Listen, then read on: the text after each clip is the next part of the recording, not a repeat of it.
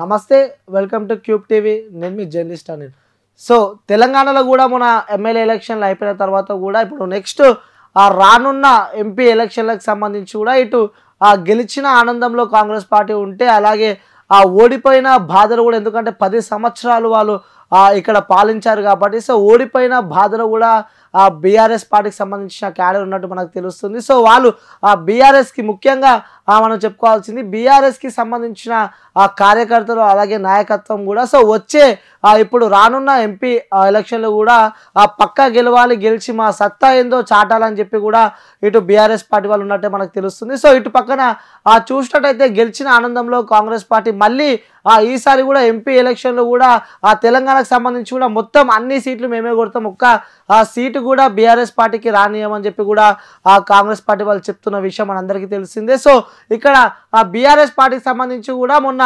ఓడిపోయాం కాబట్టి పార్టీకి సంబంధించి కూడా చాలామంది కార్యకర్తలు కూడా చాలా కసితో ఉన్నారు. ఎందుకంటే మళ్ళీ మేము గెలిపించుకోవాలి, ఎందుకంటే 10 సంవత్సరాలు పాలించినాం, అలాగే చాలా అద్భుతమైన పథకాలు తీసుకొచ్చినాం, కానీ ఇలా అవుతుందని చెప్పి కూడా అనుకోలేదని చెప్పి కూడా కొంతమందిలో మనం చూస్తున్నాం. సో మొత్తానికి కొన్ని వాస్తవాలే చెప్పుకోవాలి. ఎందుకంటే కాంగ్రెస్ పార్టీ అధికారంలోకి వచ్చినాక కూడా ఏదైతే గత ప్రభుత్వం ఏదైతే పథకాలు ఇచ్చిందో రైతుల కోసం ముఖ్యంగా ఏదైతే పథకాలు ఇచ్చిందో ఆ పథకాలలో కూడా కొంచెం విఫలమైనట్టే తెలుస్తుంది. సో మనం ఉదాహరణకు చూసుకుంటే కూడా రైతు బంధు కూడా టైంకి పడతలేదు, అలాగే రైతు బీమా ఇలా చాలా ఏదైతే ప్రాజెక్టులకు సంబంధించి సాగునీటి ఉందో సాగునీటి కూడా సరిగా అందుతలేదని చెప్పి కూడా ఇలా కొంతవరకు కాంగ్రెస్ పార్టీలో నెగిటివ్ ఉన్నట్టు మనందరికీ తెలిసిందే.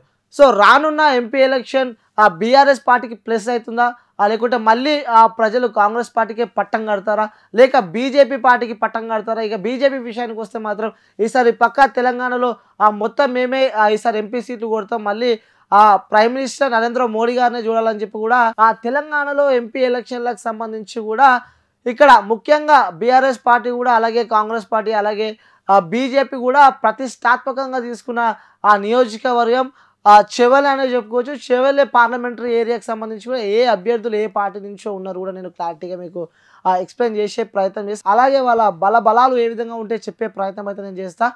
సో చెవెల్ నియోజకవర్గానికి సంబంధించిన అభ్యర్థులను అయితే మనం చూస్తున్నాం. ఇక్కడ కాసాని జ్ఞానేశ్వర్ని చూస్తున్నాం, తను బీఆర్ఎస్ పార్టీ నుంచి ఇక్కడ ఎంపీగా పోటీ చేయబోతున్నాడు. అలాగే ఇక్కడ రంజిత్ రెడ్డిని చూస్తున్నాం, తను ప్రజెంట్ ఎంపీగా ఉన్నాడు, తను కాంగ్రెస్ పార్టీ నుంచి కూడా తను ఎంపీగా పోటీ చేస్తున్నాడు. గతంలో కూడా తను బీఆర్ఎస్ పార్టీ నుంచి కూడా తను ఎంపీగా గెలిచిన విషయం మనందరికీ తెలిసిందే. ఇక ఇటు పక్కన చూసుకుంటే బీజేపీ విషయానికి వస్తే కూడా బీజేపీ నుంచి కూడా కొండా విశ్వేశ్వర రెడ్డి కూడా బరిలో ఉన్నట్టు మనందరికీ తెలిసిందే. సో ఇందులో వీళ్ళ బలాలు ఏ విధంగా ఉన్నాయో నేనైతే చెప్పే ప్రయత్నం అయితే చేస్తా.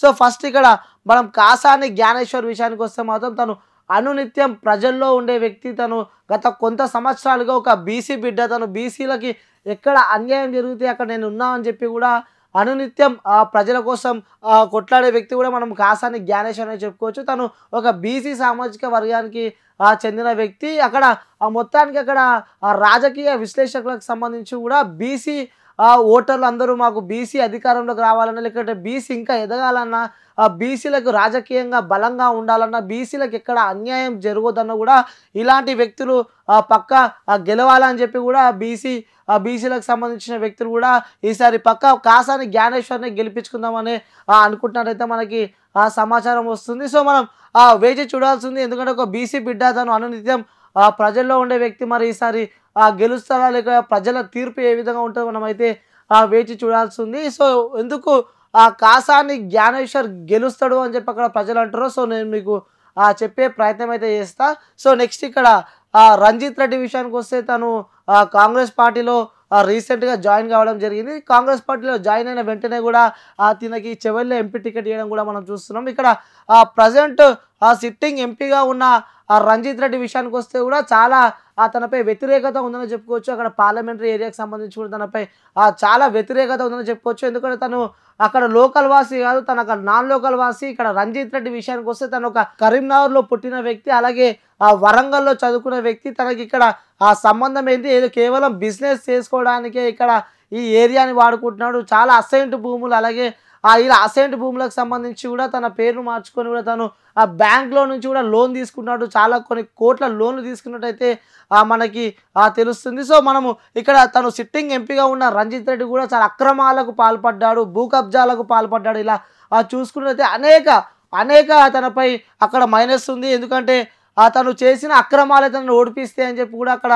తను ఏ రోజు ఆ పార్లమెంట్ ఏరియాకి సంబంధించి కూడా ఎలాంటి డెవలప్మెంట్స్ తను చేయలేదు, ఇక గెలవడు అని చెప్పి కూడా అక్కడ ఆ లోకల్కి సంబంధించి కూడా కొంతమంది వ్యక్తులు చెప్తున్నట్టయితే మనకు తెలుస్తుంది. ఇక నెక్స్ట్ కొండా విశ్వేశ్వరరెడ్డి విషయానికి వస్తే కూడా ఇక్కడ మొత్తానికి ఈ చెవెళ్ళ పార్లమెంట్ ఏరియాకి సంబంధించి కూడా తిను కొండా విశ్వేశ్వరరెడ్డి కూడా తనకు కూడా కొంచెం నెగిటివ్ ఉన్నట్టు తెలుస్తుంది. ఎందుకంటే తను గతంలో కూడా తను కాంగ్రెస్ పార్టీలో ఉండేది, ఆ తర్వాత బీఆర్ఎస్ పార్టీలో ఉండేది, ఆ తర్వాత బీజేపీ పార్టీలో చేరిన తర్వాత కూడా తనకి ఎంపీ టికెట్ ఇవ్వడం జరిగింది. సో ఇక్కడ ప్రజలు కూడా తీవ్ర అసంతృప్తిలో ఉన్నట్టు తెలుస్తుంది. ఎందుకంటే ఏ టైంలో తను ఏ పార్టీలో ఉంటారు ఎవరికి తెలియదు కాబట్టి సో ఇలాంటి వ్యక్తిలో కూడా అక్కడ గెలవనీయమంటూ కూడా ప్రజలు చెప్తున్నట్టు మనకు తెలుస్తుంది. ఇక్కడ రంజిత్ రెడ్డి విషయాన్ని కూడా మనం మాట్లాడుకున్నట్లయితే తిను బీఆర్ఎస్ పార్టీలో ఒక ఎంపీగా గెలిచిన వ్యక్తి, ప్రజెంట్ సిట్టింగ్ ఎంపీగా ఉన్న రంజిత్ రెడ్డి కూడా తను గతంలో కూడా తిను ఎంపీగా గెలిచాడు. ఏ పార్టీ నుంచి అంటే బీఆర్ఎస్ పార్టీ నుంచి కూడా తను ఎంపీగా గెలిచిన వ్యక్తి. ఎంపీగా గెలిచిన తర్వాత కూడా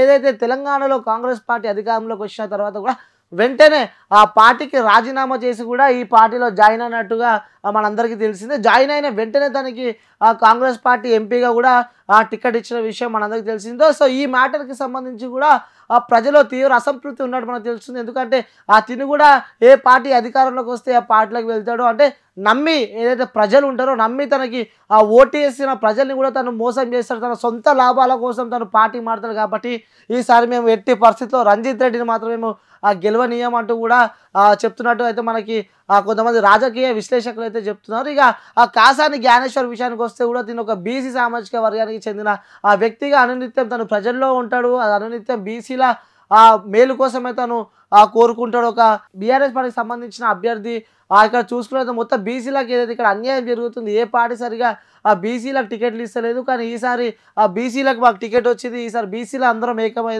ఏకమై ఒక బీసీ బిడ్డను కాసాని జ్ఞానేశ్వర్ని కూడా గెలిపించుకుందాం అన్నట్టు అక్కడ చెవెళ్ళే పార్లమెంట్ ఏరియాకి సంబంధించి కూడా ప్రజలు అనుకున్నట్టయితే మనకి తెలుస్తుంది. మొత్తానికి కాసాని జ్ఞానేశ్వర్ మాత్రం గెలుస్తాడు అని చెప్పి కూడా మనకైతే పెద్ద ఎత్తున వార్తలు వస్తున్నాయి. ఎందుకంటే ఇక్కడ రంజిత్ రెడ్డి విషయానికి వస్తే అలాగే కొండా విశ్వేశ్వరరెడ్డి విషయానికి వస్తే కూడా కొంత మైనస్ ఉన్నట్టు మనకు తెలిసిందే. కానీ ఇక్కడ కాసాని జ్ఞానేశ్వర్కి మాత్రం ఎలాంటి మచ్చ లేకుండా తను ఎలాంటి ఆరోపణలు తన పైన లేవు కాబట్టి సో స్వచ్ఛమైన నాయకుడు మళ్ళీ ఒక బీసీ బిడ్డ గెలవాలని చెప్పి కూడా అక్కడ పార్లమెంట్ ఏరియాకి సంబంధించి కూడా వార్తలు అయితే వస్తున్నాయి. సో ఇవి ఇప్పటివరకు ఉన్న నియోజకవర్గానికి సంబంధించి ముఖ్యంగా చెవెళ్ళ నియోజకవర్గానికి సంబంధించి కూడా వీళ్ళ అభ్యర్థుల బలాలు ఏ విధంగా ఉన్నాయో కూడా నేనైతే మీతో చెప్పే ప్రయత్నం అయితే చేస్తా.